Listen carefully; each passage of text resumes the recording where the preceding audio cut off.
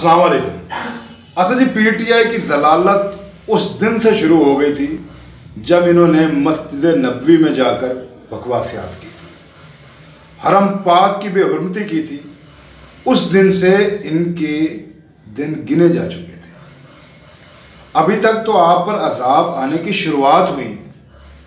अभी तक तो अल्लाह ताला के अजाब आप पर आने, और मैं दुआ मांगता हूँ कि अल्लाह ताला आपको इन अजाब से बचाए। आपने वहाँ जाकर गुस्ताखी की और आपके लीडर इमरान खान न्याजी ने उस गुस्ताखी को डिफेंड किया। उसने कहा अच्छा हुआ है, इनके साथ यही होगा।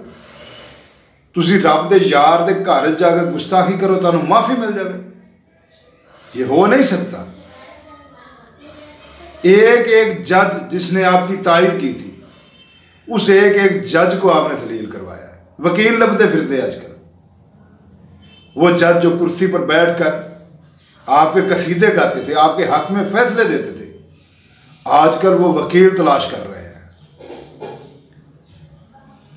तुसी अल्लाह ताला दे घर जाके हरम पाक दे विच जाके गुस्ताखी करो ते बच जाओ।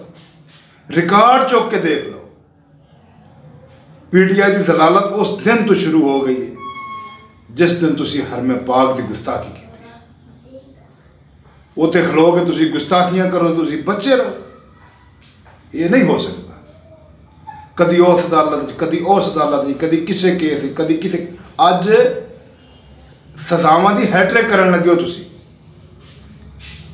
अज तीसरे केस की सजा तुहानू मिलन लगी है, और ये सब उस गुस्ताखी तो बाद कम शुरू होया।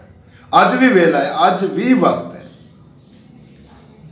अल्लाह ताला तो आवाम को माफ़ी मंग लो कि असी वो गलती की थी। उस गलती तो बाद सानू सजावां मिलियां, क्योंकि अल्लाह के घर देर है अंधेर नहीं। माफ़ी मंगोगे तो तुहानू माफ़ी मिल जाएगी, नहीं तो अजाब वास्ते तैयार रहो।